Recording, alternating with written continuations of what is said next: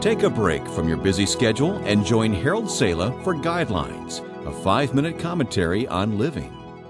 On a scale of 1 to 10, how great is your confidence in God?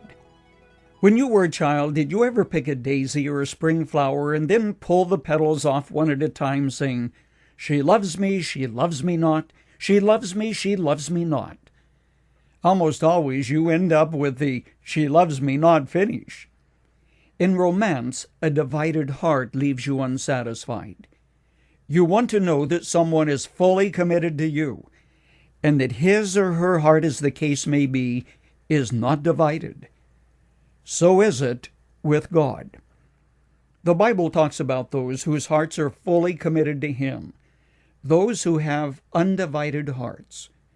Would you include yourself in that number? If so, without any question, God weighs in on your side. Or better put, you have made the decision to stand with Him. And God plus one always make a majority. For the eyes of the Lord range throughout the earth to strengthen those whose hearts are fully committed to Him, says 2 Chronicles 16:9. The psalmist cried, "Give me an undivided heart that I may fear your name." There are 5 marks of a person whose heart is undivided, whose heart is fully committed to the Lord.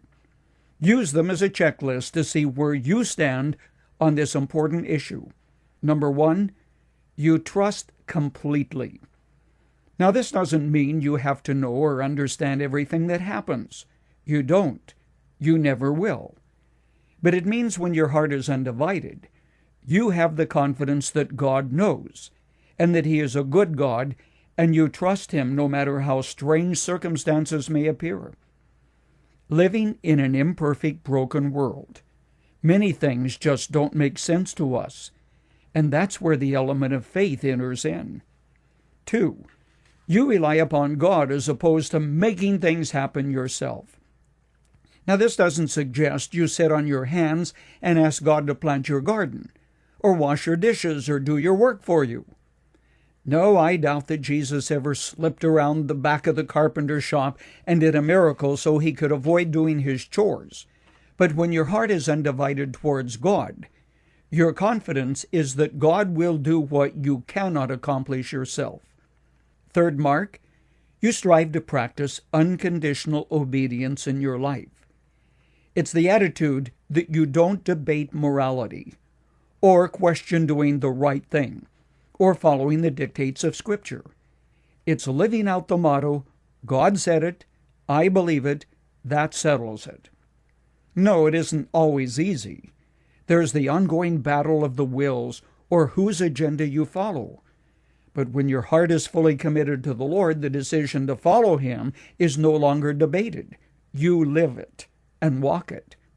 4, you exercise simple faith. This is the result of understanding that God is a good God and He is to be trusted.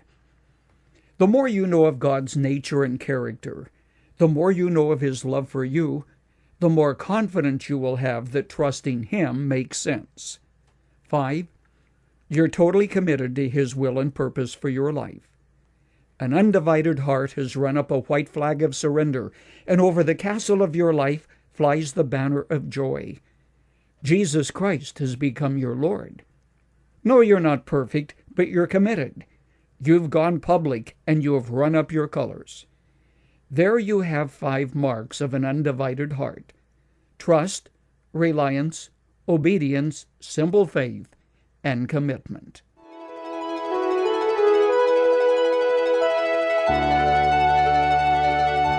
You've just heard Dr. Harold Sala with Guidelines, a 5-minute commentary on living.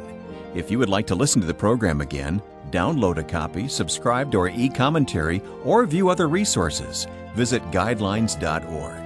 We would like to hear from you too. You can email us at info@guidelines.org. That's info@guidelines.org. Thanks for listening, and we invite you to join us again for the next edition of Guidelines.